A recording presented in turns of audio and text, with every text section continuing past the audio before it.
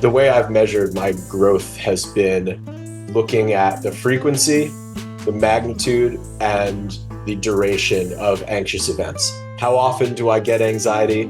How hard do I feel it? How much does it throw me off? And how long before I can get back to baseline? And what I saw through ketamine therapy was that I had fewer of those events. They weren't as powerful when they happened, and I was back to baseline way faster. What's going on, everybody? Welcome back to the Shane Sam Show. I am so excited about this episode, guys, and you will understand why, I'm sure, by the end of it, because I have a very special guest on the program today. We're going to be talking about legal ketamine psychedelic therapy with the Chief Strategy Officer of Mindbloom, Michael Petegorsky. Michael, what's going on, man? Hey, Shane. Thanks for having me, brother. It's really great to be here with you. Super excited. Let me ask you this first before we get started. I want to talk. We got a lot of ground to cover here. But like, what does a chief strategy officer do? I got a lot of entrepreneurs, a lot of business people on this podcast. So like, let's talk about a little bit about business first. Like, what's your role as SO over at Mindbloom? Yeah, it's a great question, and I can answer it two ways. The first is that I lead communications, legal and regulatory affairs, government affairs, and research here at Mindbloom. So those are the departments and areas that I have direct responsibility for. The strategic part of it is really the higher level that sits on top of each of the departments and working with our CEO to really understand where we're pointing the company. And as I explain a little more about what Mindbloom is and where we are in our life cycle, our journey, I think it'll make more sense, to not put the cart too far before the horse. Sure. There's kind of a phase one of showing that you can, in fact, launch and build a national provider of psychedelic medicine. That's Act One. And now we're looking into Act Two, which is, okay, we've proven that out. What more can we add? What more can we provide to people to help them on their mental health and wellness journeys? So taking that long view of where the company's pointed and how we can transform more lives at scale. Absolutely beautiful, man. That's why I'm here today, is to help spread the message. I think a lot of people, they hear the word psychedelic and they think of, the hippies from Forrest Gump, or they think of they think of Nancy Reagan and Just Say No. Yep. And they think of like all these things. And honestly, a few years ago, I would have said the exact same thing. I'd be like, what are we talking about here? This is crazy. Yeah. But I've experienced it. I mean, I've experienced like true world shifting benefits from psychedelic medicine, especially ketamine. I was telling you a little bit off air, but just to tell all the audience out there, I was suffering at one time from a deep, deep bout of depression. It was crippling. It was absolutely paralyzing, immobilizing, and it was just so unexpected. And people hearing me on this podcast who know me probably are like, Shane was depressed? That makes no sense. But like, it had a grip on me. And a friend of mine had some ketamine and was like, I think you should try ketamine. And I was like, man, I'll try anything to stop this horrific pain. And so, of course, this was handed to me by someone else. So it wasn't exactly, prescribed at the time. I didn't know that there was a legal psychedelic at the time. And I took this medicine, entered into the experience, and just like that, it was like, I felt peace. I felt like, oh my gosh, this is accessible. And I felt my brain literally change. And that's what led me to go on an exploration of there's got to be a way to legally do this. And that's what led me to Mindbloom. I found Mindbloom. I am a Mindbloom client. I'm actually in protocol right now through integration in my substance. And it's just been what you guys have created is a true journey experience. I can say that firsthand. It's just absolutely powerful. So let's catch everybody up real quick. Yeah. What is ketamine, and why is it such a powerful tool for mental health, especially like depression, anxiety, and things like that? Yeah, happy to dive into that. And, first of all, thank you for sharing that. I think a lot of times when people have a bout of depression or struggle with anxiety, it's not easy to talk about. It's not always easy to talk to your friends about, your coworkers. There's like a weird societal thing where when you have an elbow injury or a knee injury, you'll tell everybody. But when your brain is hurting, when your heart is hurting, for some reason, it's harder to talk about. So I'm grateful for you being open about it today. I'm open about my experience with anxiety too. And I think if you haven't experienced depression, if you haven't experienced anxiety, it's really hard to know what it's about and how Oh yeah. debilitating it can be, how much it can block you from living your life or enjoying your life, right? So I think this is a crucial conversation, and I'm just really grateful for having me on to talk about it. So thank you. No problem, man. To your question of what is ketamine, I'll take you back to 1970, which is when the FDA approved ketamine. It had been synthesized a few years before that, and it was approved by the FDA as an anesthetic. So it was used in the battlefield as a painkiller. It was used for surgeries. It was used to both, block pain, but also at higher doses, actually put people under for, smaller medical procedures. And it quickly became one of the most widely used medicines in the world. It's been on the World Health Organization's list of essential medicines since 1985. It's in pretty much every ambulance you see driving down the street. Every ER, every hospital has it stocked because it is a really effective and safe medicine. It doesn't depress your heart rate or your breathing the way that opioids and some other painkillers can. So it's got this great safety profile, and it's really versatile. But it wasn't used for mental health right away. What happened was there were kind of anecdotal reports from doctors saying, hey, I prescribe this in my practice for this or that. And I noticed that, my patients tell me they start feeling better. They started, their mood started shifting. So these anecdotes started turning into research. And in the year 2000, the first peer-reviewed study was published by researchers at Yale showing that ketamine was an effective and, importantly, fast-acting antidepressant. Mm. So since that first study in 2000, over the last 24 years, there have been more than 100 additional studies further demonstrating ketamine's effectiveness as an antidepressant, and also showing that it helps with anxiety, with OCD, with PTSD, with a broad range of mental health issues. It's not narrow, but it has this broad effectiveness. And what's really interesting about it is that it works in kind of two ways. There's a neurochemical experience, what it's doing in your brain chemistry.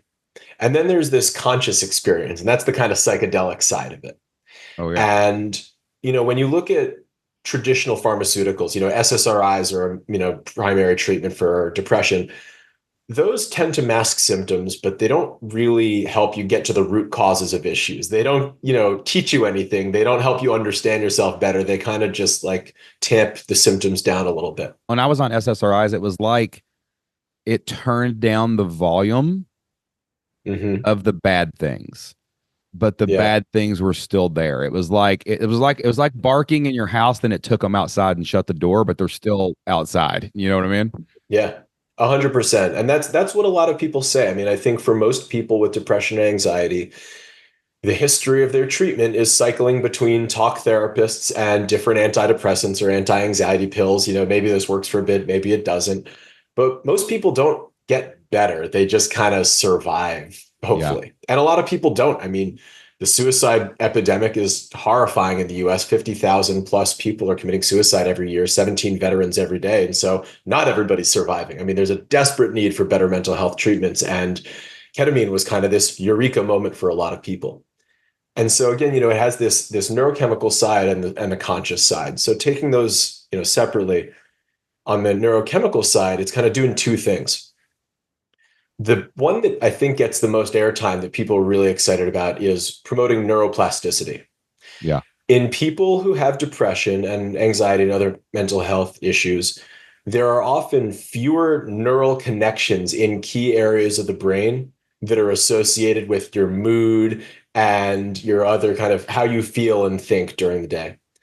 And when there are fewer neural connections, it's like your brain just isn't working right in that area. And what ketamine does is this is getting kind of scientific, but it stimulates the production of something called brain-derived neurotrophic factor, BDNF, which they call fertilizer for the brain. And it literally helps you grow new neural connections and strengthen the ones that exist. So you're strengthening your brain's ability to talk to different parts, and especially in those areas that are affected when you have depression for a long time. The other thing it's doing is quieting something called the default mode network. And that's that part of our brain that's kind of running all that software in the background. Okay, I got to do this. I got to remember that. I'm worried about this. I'm thinking about that. And that's often associated with rumination. Like, I don't know about you, but I used to not be able to sleep. I would lie there at night, and it was like the second the light went off, let's think about all of our problems and the stuff we're worried And about. especially all the future problems that don't even exist yet. Exactly. Yeah. Right. What if this goes wrong and I can't feed my family next year? I mean, how many of us have had that thought night after night, right? And so what ketamine does is it actually quiets the activity in the brain. When they image brains on ketamine, you see just like reduced activity in that kind of rumination, spiraling, self-critical, self-referential side. And so there's this really powerful chemical effect, and it opens this neuroplastic window when you can actually change your mind. Yeah. That's half of it. And then there's the conscious experience. And they work together because when you take ketamine, you can separate consciously from a lot of your normal thoughts and feelings and memories, and you can kind of exist in this separate state. I mean, for me, the experience is kind of like noise canceling headphones for your brain. All of a sudden, I have this, and all that rumination, all that criticism, all that worry and fear and anxiety, it kind of drops out. And I'm just like, oh, here I am in calm and quiet and peace. The And you way realize I like, describe it to people, and I can speak like I just had my last session through Mindbloom about nice, 72 hours ago, awesome. and the bet it's kind of like the way I explain it is it's kind of like we used to play Halo. You know what I'm saying? It was like Sure, a sure. first person shooter. You know what I mean? Like Yeah, you can see yeah. your hands with the guns and you're running around the level. Yeah. And and what ketamine and that's kind of like normal life. It's like everything's crazy, but like Hmm. Hmm. but it's kind of like it dissociates you in a way that pulls you backwards just a little bit to where Yes. you're the observer of your character like Fortnite. You know what I'm saying? For all my Yes. gaming nerds out there. That is perfect. No, that's Yeah, perfect. you can see, the main kind of therapy I do is internal family systems. I do parts work. It's been the most helpful thing I've ever found to understand myself.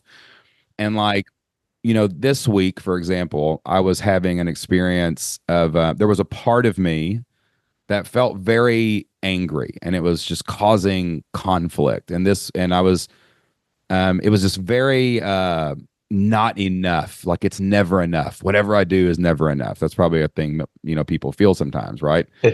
And I was able, as soon as I went over, I mean, 7 minutes in, you spit the medicine out, and I was boom, third person all of a sudden.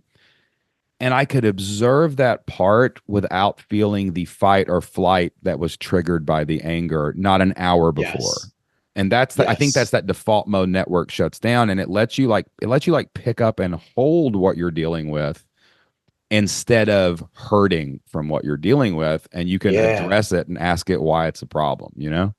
Shane, I think you put that so nicely, and I've had the exact same experience. It's like a little bird's eye view that allows you to see yourself in these negative patterns, these kind of attraction, aversion, pushing stuff away or pulling it into you, or fighting Yes. against things. You kind of see yourself doing it, whether in the past or in the moment, and you get that perspective, and you say, "Oh, it doesn't have to be that way. I don't have to Mm. fight that. I don't have to react that way, right? I don't have to fall into that same pattern of frustration and anger and sadness, whatever it might be, right?" Run that automated program that makes me lash out at everyone or whatever it is to protect myself. Yeah. The fight or flight thing you said was really something that I had to struggle with. Do you mind if I tell you a little bit about, Oh how no, I man. got to That's this? what we're here for, baby. Let's go. I love it. All right. Because that piece of it was the whole battle for me. So for as long as I can remember, I've had pretty bad anxiety. It was associated a lot with sweating.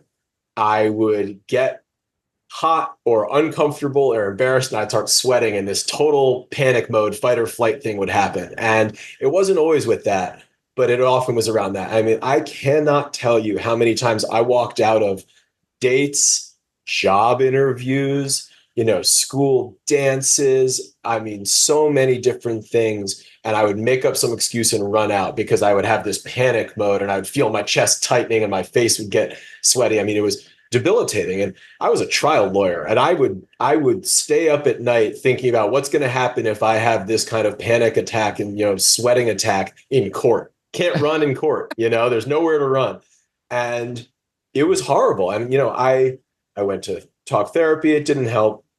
I tried Klonopin, and I got into this real devil's bargain because the Klonopin could help if I took enough of it, but I wouldn't remember anything. And so I could say, all right, I might make it through this event, this wedding, this date, this job interview, this, presentation, but I'm not going to remember what happened. And I would introduce myself to people multiple times. I would have to take great notes because I wasn't going to remember it all. And it was terrible. And Klonopin is like hard to get off. Like it's one of those, yeah, that as are all the SSRIs, benzodiazepines, all these other triage things we do for depression. And ketamine's just not like that. It's just not, you don't want to do it all the time. You know what I'm saying? No, you kind of just want to be like, I'm good, I'm out, Exactly. And so when I did ketamine that first time, I had that experience of, I closed my eyes, I turned inward, and I could put myself in those situations, in the presentation, in court, on a date, at a dance, and I could be there without that chest tightening, without the sweating, without all the physical triggers. I could separate them.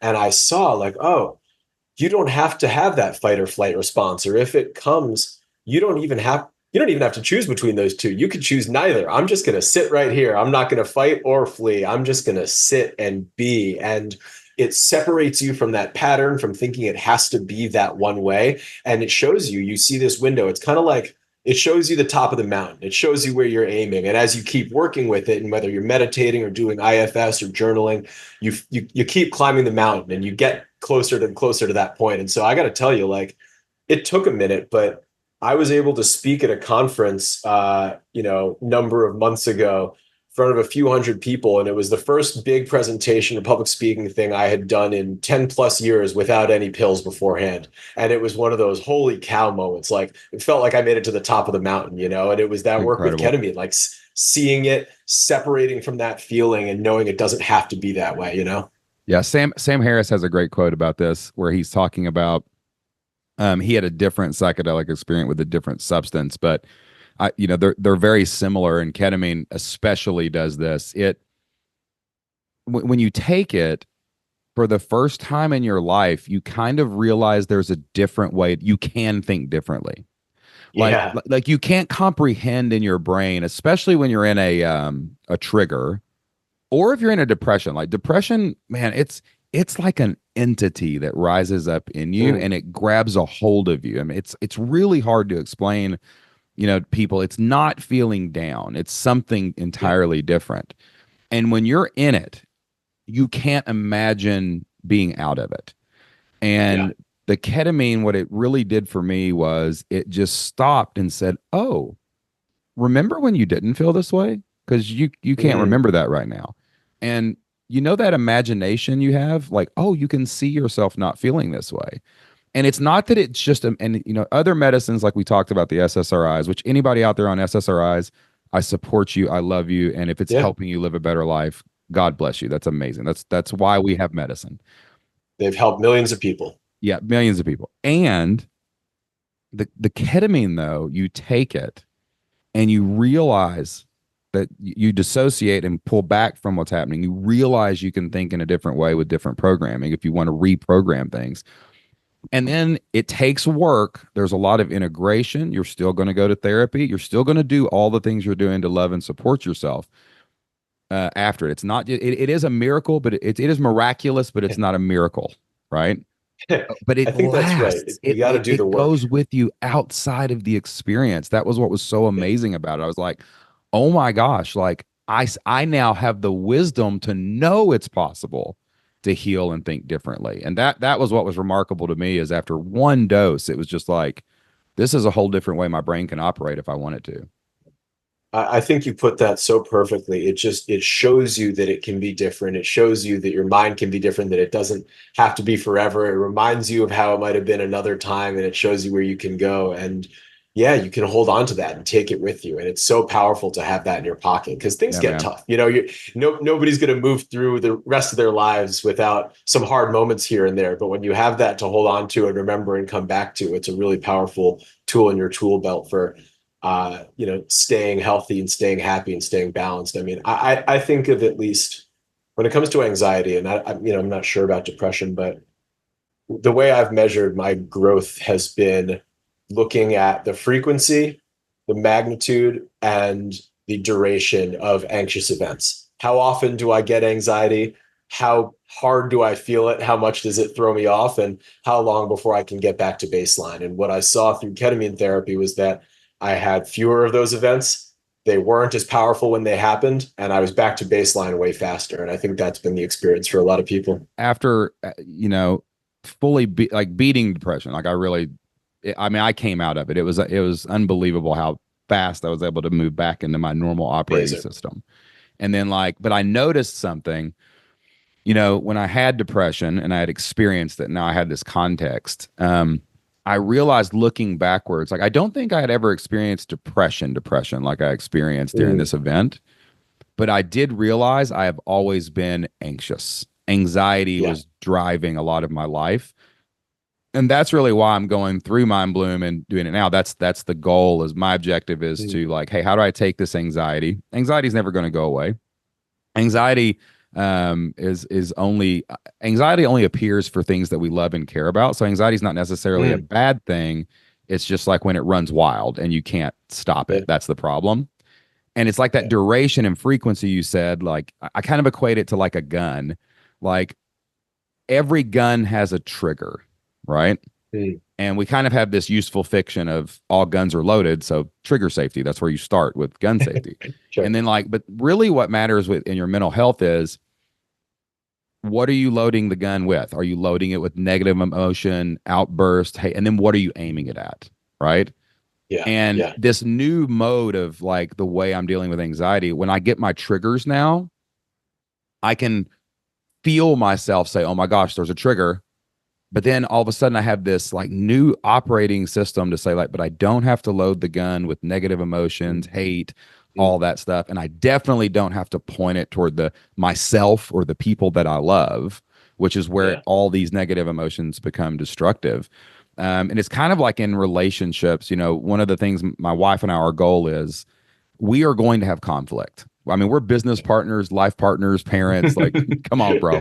We're Yeah. together Right. 24/7. It's This gonna is happen. It's gonna something's happen. gonna happen. There's gonna be a shit show in there somewhere, right? So I'm but the key is how fast can we rupture and repair, right? Yeah. And I've taken that relationship advice that was given to us by a relationship coach, and with ketamine now as a really powerful tool in my toolbox, how fast can I have that with myself?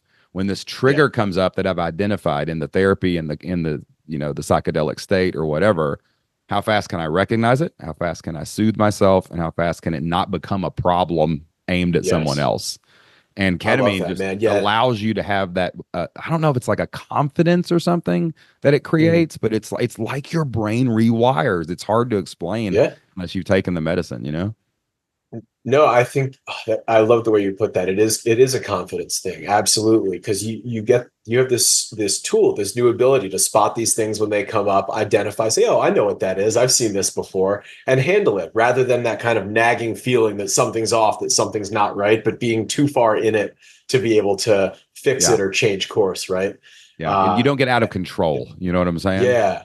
Oh no, Yeah. 100%, man. I Cool. think especially in relationships, it can be so easy to escalate when two people feel passionately, feel strongly, or hard charging, entrepreneur types. Like it can be really easy to escalate stuff. But I've found that ketamine therapy and psychedelics generally, they keep you a little more level. And so instead of escalating, you can pretty quickly see I told this my wife on pattern. Monday.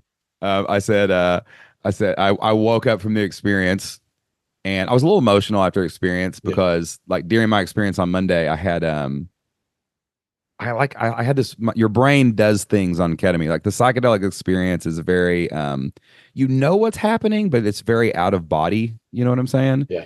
And Yeah. as soon as I woke up, I was like, "Go sign up. You're doing this too." It's like, yeah, Yeah. it was like absolutely. That's amazing. So Yeah. I love now that. on that note though, with my wife, we've explored psychedelics to Mhm. learn more about it and use this as a tool. But I have a friend who I was trying to get to do this. And the first question, they heard the word psychedelic. And then I tried Mhm. to use the word ketamine, but I said psychedelic first. So I already had them on guard. And the first thing they said was, no, my job requires drug tests. I won't be able to Yeah. do this and all that stuff. So, talk to me a little bit about why ketamine is so different. Like mushrooms, LSD, Yeah. these are being decriminalized, but they're not legalized yet in a lot of places. MDMA, I think there was a setback recently with getting it approved. But ketamine is legal. But drug tests still test for ketamine as a bad thing, right? So how Yeah. can we alleviate some people's minds now, like of the legal Yeah. problems or whatever it is? Like, how does Mindbloom overcome that for people so they can do this legally and safely?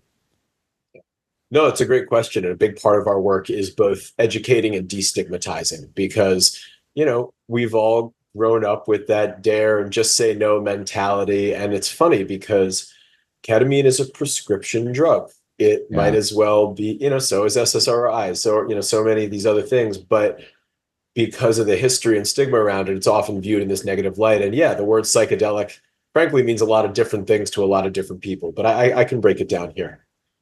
Ketamine is an FDA approved medicine that is legal to be prescribed in all 50 states.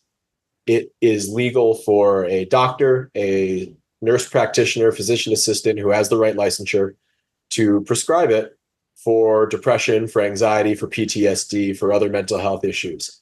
And so it's always important to go through providers who know what they're doing, and not all providers are created equal. I can talk a little bit about what we've built at Mindbloom and why it's more than just the medicine. But if you are working with a qualified mental health professional, it is legal in every state.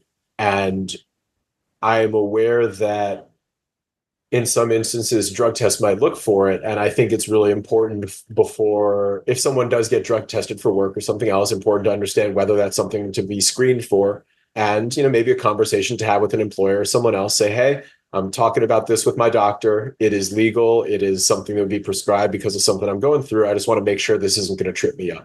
because we know that there are a lot of people who aren't aware that this is a legitimate mental health and medical treatment. And so it's always better to ask that question beforehand. But So you're suggesting a proactive strategy and to make sure that, hey, this here's my prescription. Like literally, I have a doctor that yeah, wrote me this, just like they would write me benzodiazepines or yeah, that's right. SSRIs or Tylenol if in high doses or Yeah, whatever. Like this is a sure. doctor telling me to do this.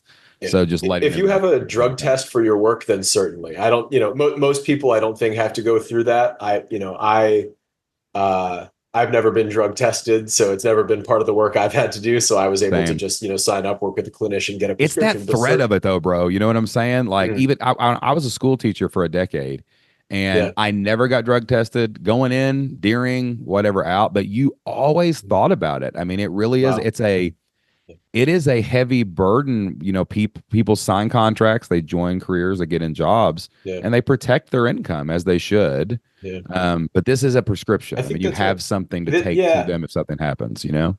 and I would say, putting on my lawyer hat for a moment, I would think that if someone were fired from a job or got in trouble at a job for a legal mental health treatment that was prescribed appropriately, I think that's a discrimination There'd case be some right there. problems. There'd be a few problems there. Yeah, no doubt, dude. Yeah, like now if someone's misusing a medicine, of course that's a different story. But getting prescribed a legitimate mental health treatment and using it as directed, you should not be able to be face negative consequences at a job for that anywhere. Like that Amen. would be an outrageous, we have the Americans with Disabilities Act, we have all these protections for people. We need to trust that our government and our employers are protecting our right to get medical treatment that can help transform our lives.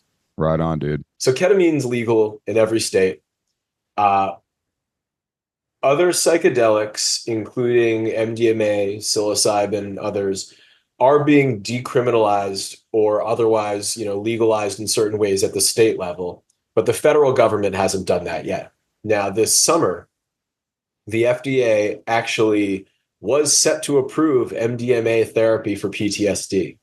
This was something that had been in the works for almost 20 years, years and years and years of clinical trials with incredible outcomes. I mean, the phase 3 trials for MDMA showed that 87% of people with PTSD had significant improvements in symptoms after only 3 treatments, and Wow. 67% no longer met the definition, the diagnostic criteria for PTSD. I mean, the evidence showed it was the most effective treatment in history.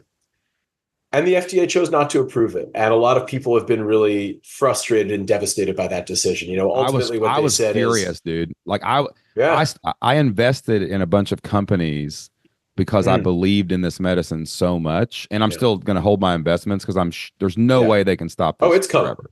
No, Yeah, it's coming. It's yeah, coming. you can't. But no, I was with Psilocybin and you. MDMA especially, that's coming. I think a lot of people were rightly outraged. I mean, you have something that was shown to be the most effective treatment in history. It was not shown to have safety issues. The FDA basically said, we want to see more data. We want to tease out the difference between the medicine and the therapy aspect of it. And I'm kind of sitting here saying, why? Yeah, 17 veterans are committing suicide every day, and you're saying that this is not a treatment that we can let them have if it could save their lives. I mean, that's wild to crazy. me. And so I don't work at FDA. I wasn't part of that discussion, but there was something really telling about this, and I think it representative of what we're up against. Yeah, man. Before the decision, they had an advisory committee of about 12 professionals from around mental health and medicine that heard evidence, heard people talk about their experiences. Of that panel, only one had any experience with psychedelic medicine, either administering it or researching it or using it. He was a Crazy. VA psychiatrist. When it came to vote, 11 of 12 voted against approval and only one voted for. That one, the only guy that had actually worked with them and researched it, giving it to veterans at Veterans Affairs. So you just see this stigma that we're up against. You see people who don't understand what it is. And I get it. It's a different kind of medicine, but there's just this urgent need to get these treatments into people's hands. And today, ketamine's the only one that's legal in all 50 states. But I think we're seeing some progress state by state saying we're not going to wait for the federal government. We need to get people access to this medicine. I think it should be a requirement whenever you're elected to public office that you should be given psilocybin on the way in, and you once a year go through Mindbloom and Yeah. have a ketamine therapy Yeah. session. We I love might that, have a man. better world with less crap in it if everyone was just I that believe was it. part of the requirements. I believe it, man. I mean, look, I heard on a podcast the other day someone talking about giving psychedelic medicine to Israelis and Palestinians working on that conflict. And I thought, yeah, you'd have a Dude, the lot less generational war. trauma they need to work through, they need some support, man. And it ain't working the way it is, dude. Totally, man. I mean, look, that's what we're working on. Like our dreams for Mindbloom and psychedelic medicine are that it will literally change the world and transform people's lives, not just the people who get the medicine, but the family members and friends and coworkers of those people who see their friends and fathers and wives and peers live healthier, happier lives. That has ripple effects that move outward, you know? What is the tell me, let's talk about that a little bit. Let's talk about the Yeah. origins of Mindbloom itself. Yeah. And just to be transparent, as I was researching people who were trying to do this, right, Hmm. especially with ketamine, like not just go to your doctor and ask for a script and there's just no support and you go home and take a medicine or whatever, right? Like really looking for it. And I had been, I'm an entrepreneur. Hmm. So my whole career, I've always been a part of masterminds. I found the power Hmm. of small group masterminds. You go to an Airbnb, you lock yourself in there for 3 days, you come out and you go do something for a quarter. You know what I'm saying? Like, so I knew Yeah. the power of being in community and in group.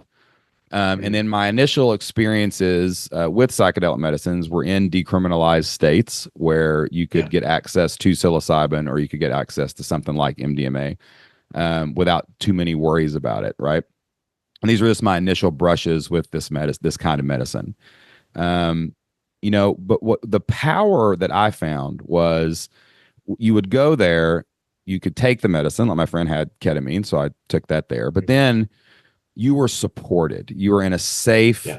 place. That was the first mission, was a safe set and setting. You were integrative afterwards. Like you would go talk to an integrator or a counselor or a therapist or a coach or something about the experience to help you, reorganize the Lego bricks a little bit, right? And it wasn't just Yeah. this like Yeah. I take medicine, I'm better.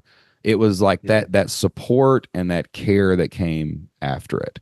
And it's so fascinating going through the Mindbloom program because it's all there. Like you have this medical professional you Yeah. meet with that really knows what they're doing and was so competent and took care of getting you the medicine. And then Mm. the safety of it, like even now, like I'm going into my check-in where we check in with the medicine and the dosage and the Mhm. vitals and the blood pressure and all that. But then there's an integrator. There's someone that you can Yeah. talk to about your experience and help guide you through the emotions. Like it's just incredible, like seeing what you guys have built. Like where did this come from? Like whose idea was Yeah. it, and why did it start out this way? Like what's the origin of Mindbloom? Yeah, happy to dive in there. And first of all, I'm so thrilled to hear that that's been your experience. I mean, you are seeing exactly what we've tried to build, which is that kind of caring, supporting, nurturing program that doesn't just send you on your way, but like helps you through the process and guides you throughout it. So I'm really happy to hear that. But so I mentioned that first study of ketamine as a treatment for depression was published in 2000. And after that, a number of providers started offering ketamine treatments in their clinics.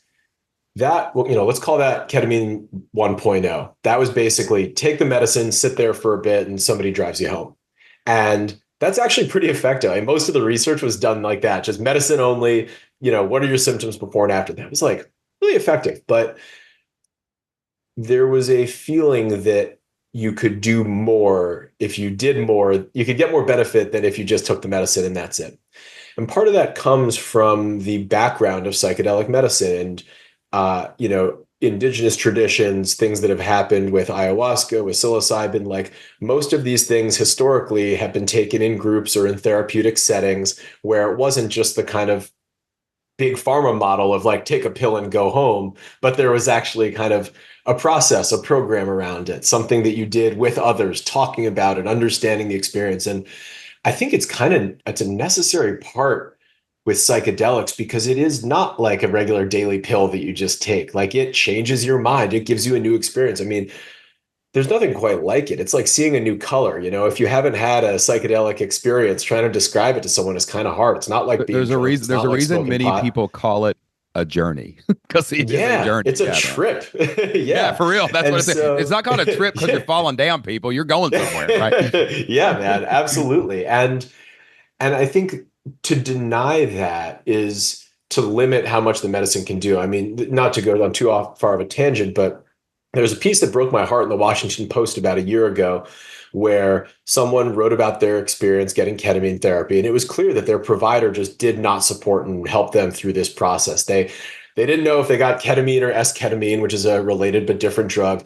They were basically told it's not supposed to be psychedelic, so kind of pretended that wasn't going to happen. They sat in an office, had a psychedelic experience, and were horrified. They weren't Yeah. prepared for it. They weren't set up to succeed, and it didn't help them. Surprise, no shock there. And it just broke my heart because telling someone it's not going to be that kind of experience when it is just not setting them up to improve their mental health. And so where Mindbloom came from was seeing this ketamine therapy 1.0, go to a clinic, take medicine, and seeing A, we can improve the model, but B, we can make it more accessible. I mean, the truth is, we've had this growing mental health crisis that's getting worse because people just don't have access to care that works. Some people get better from SSRIs and some people get better from therapy, but a whole lot don't. I mean, less than half of people actually get better. And so with ketamine therapy, we saw there were some providers offering it, but there weren't that many around the country. And it was really expensive. It was like $1,000 a session.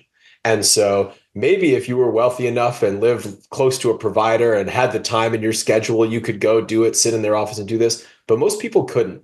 And so it was like, we need to increase access to this treatment, make it more accessible and affordable. We need to destigmatize it, make it more approachable. And we need to build programming around it that's more than just the medicine to help people actually see bigger benefits that last longer. Again, that magnitude and that duration. And so we really built this program to be like ketamine therapy 2.0. And the basic idea, which you kind of hit on before, is like medicine plus coaching, content, and community. Yeah. So what does that mean? We have clinicians who conduct psychiatric examinations, see if you're a good candidate for treatment, make sure it's going to be safe, get the dosing right, prescribe all that. But then we also have guides who are coaches that really work with you before and during and after the treatment to really prepare for the experience, understand it, get the most out of it, and then help the insights and experiences you have turn into lasting change. And so they kind of provide that coaching. The content is really, session audio to actually listen to during the session, That was my exercises favorite to, thing too, by the way. Like, yeah, dude, the subtle. I'm a content creator. I created products for 10 yeah, years. Like, I get it. You know what I'm saying? Like, I know how to get people like through a program. And it was so beautiful because it was like, because you take the medicine, you do it at home, by the way, out there. It's yeah, amazing. I was laying in my bed in the safest place on earth, my home, to do this medicine mm-hmm. with my wife beside me to make sure everything was okay. And like the first session, it was like, okay, you keep it in your mouth for 7 minutes. And it was this beautiful audio of like Sam Harris talking about the meaning of Yeah. life. And so I'm dropping into this experience listening to it. And he talked for exactly 7 minutes. A little peaceful sound Yeah. chime goes off. Yeah, a little You know, I ding. felt like it was like one of those you ever been to a sound bath? Those are amazing. If you've never had a Yeah, sound bath yeah, before. But like it goes yeah. and just like vibrates through you. And dude, I spit the medicine out and literally the music started. And Hmm. it just Yeah, oh, that was yeah, so brilliant the way you all ended it yeah. all together, man. The Oh, I'm drop so in. glad. Oh, it's so good, dude. I love that, man. And yeah, we now have an in-house composer who helps us develop these audio tracks, and we have all these different selections. You want nature sounds, you want uplifting, or you want kind of moving or spiritual, you want spoken audio to guide you through it, or do you just want the sounds itself? And Something we that have a matches lot. the intention, basically. Yeah, of why you're Yeah, doing it. exactly, Yeah. exactly. Yeah. And so yeah, so we have this content and also, preparation exercises, setting intention beforehand. You don't want to just, do your job, sit at your desk and then, okay, take my ketamine, lie back. No, you want to get in the right mindset, get your setting right, be comfortable and kind of open to this experience. And then after the session is integration. And that's where you're like, okay, I want to journal. I want to write down these thoughts and insights I had. And then I want to talk about them with someone. Okay, I saw this. I think maybe it means this. And a coach who works with you can say, hey, have you thought about it this way? Have you tried that? Here's an exercise you might try. Here's something you might read or watch or listen to. And they kind of help you take this experience and turn it into some kind of change, something that lasts in terms of how you behave or think or act. And the last thing I want to mention, the community side of it, in addition to these guides, we have integration circles. And I don't know if you've done this yet. I love these. I No, mean, this is I've been where, in integration circles before outside of yeah, Mindbloom, but like I'm yeah, scheduled up to go to my first one with my facilitator very I soon. love Yeah. it.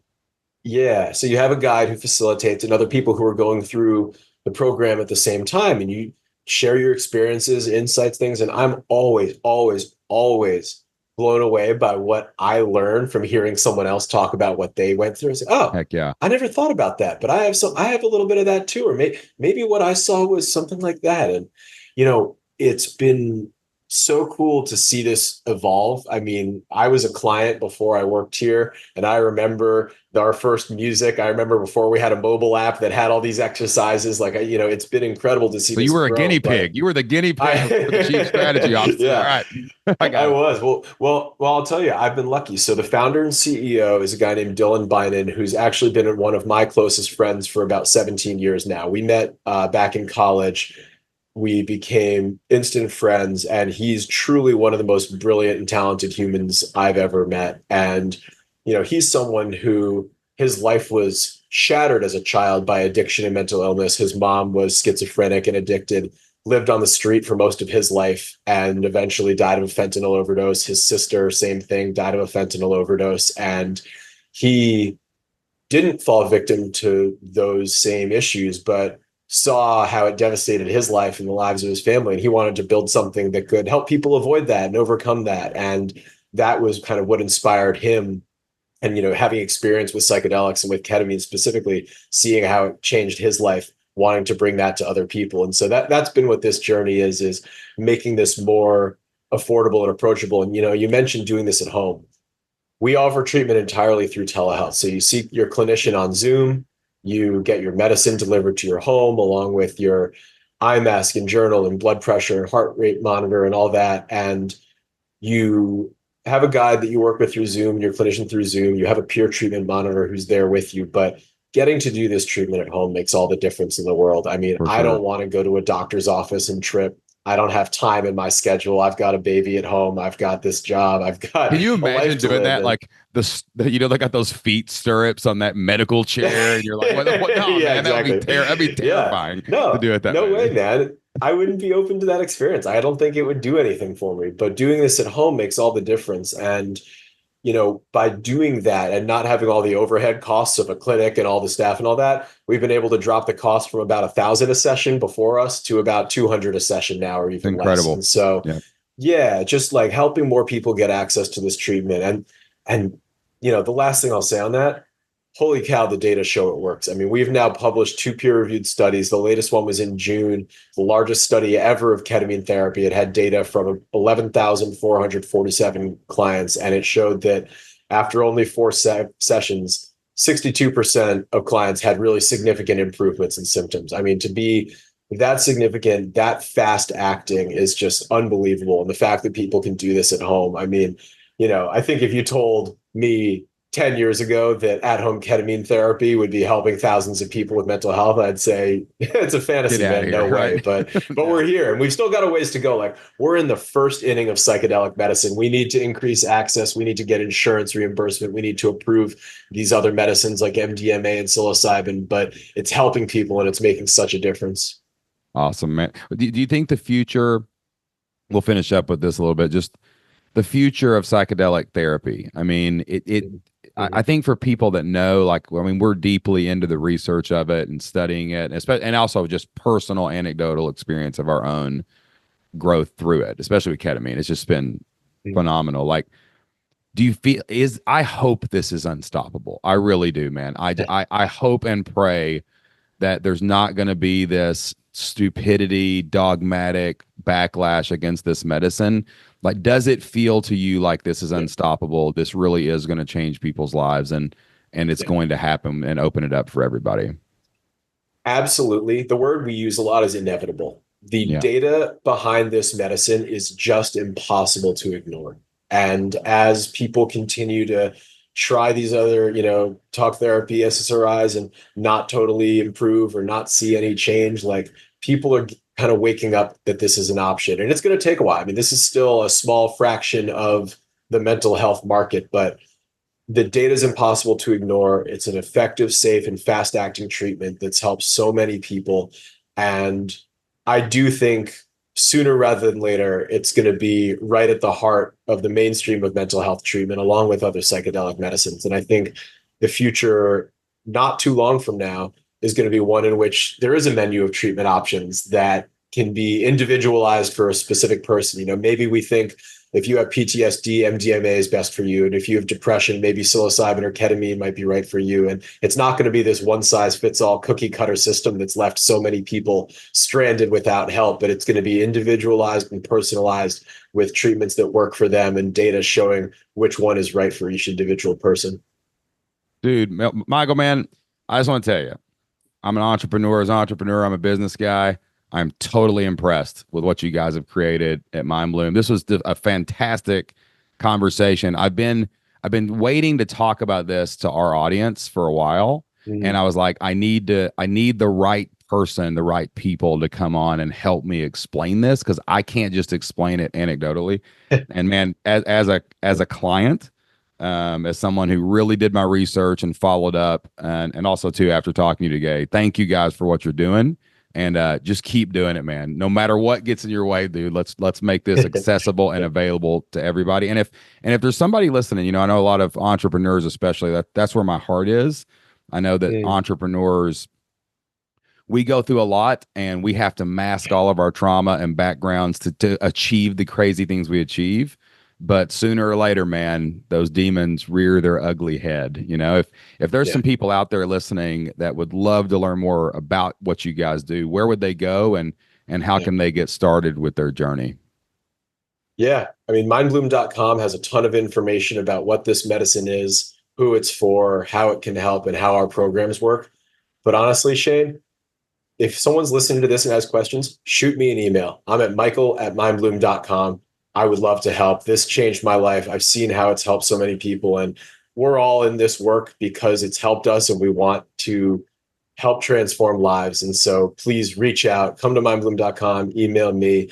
We want to help. We're standing by. And I'm just so grateful for the opportunity today. This has been such a fun conversation. I'm grateful for you sharing your experience and your story. And thank you, brother. All right, y'all, that wraps up an amazing conversation with Chief Strategy Officer of mindbloom.com, Michael Petegorsky. And, I've been waiting to record this episode really for a few months, guys. I've been really looking forward to telling people about my mental health journey, all the things I've tried. I've done it all, the SSRIs, the counseling, the therapy, and everything. And man, I'm telling you, when I took ketamine and this Mindbloom program that I'm going through, it's been an absolute game changer. And I think we're on the verge of real mental health breakthroughs, not just for entrepreneurs, but for everybody. I mean, life is so hard, guys. And, we collect these difficult things, these traumas, we collect these experiences, we collect these automated programs. A lot of the stuff that we deal with has been given to us by other people, man, on how to deal with these situations. And they just build up over life. And, we joke and we laugh in society about things like midlife crisis, or, we kind of look at depression as a thing nobody wants to talk about. Don't tell anybody you're depressed. Or I'm anxious. Don't tell anybody that anxiety is crippling you. And we have the tools available to us to heal and to fix these challenges and to help us to understand our story better. You guys know how obsessed I am with story, and like these stories that we collect, these burdens that we gather through our life, they can become very overwhelming. And we have this amazing tool with ketamine that is completely legal, completely prescribed by a doctor, completely supported by great programs like Mindbloom. And we need to use them. It's our job to go out and heal. It's our personal responsibility to our kids, to our customers, to our partners, to our spouses, to everybody, to go out and do the work and handle our stuff.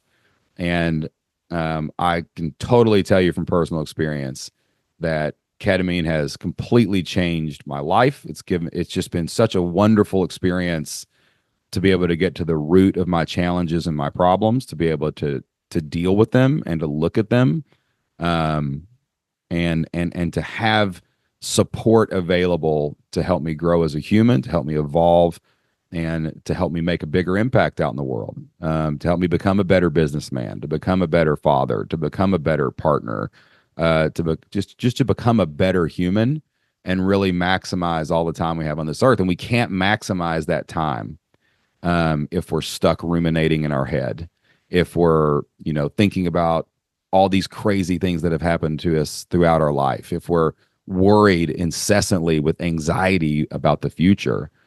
And these tools better equip us and help us to deal with all that. And ketamine therapy is just on the verge of becoming a really, really big solution to a whole lot of challenges we're facing individually and as a society. And I am really excited about where it's going. I'm really excited to continue my journey with this incredible medicine, and not making any recommendations of what anybody should do necessarily, but I would highly, highly urge you and encourage you to go do the research, check out Mindbloom, check out all these other things, and see if it can help you live a better life, which is what I'm here for. That's what you're here for. That's what we're all here for. And it's possible if we just do the work. All right, guys, that's all the time we have for this week's Shane Sams Show. Thank you so much for listening. I would love to hear what you thought about today's episode.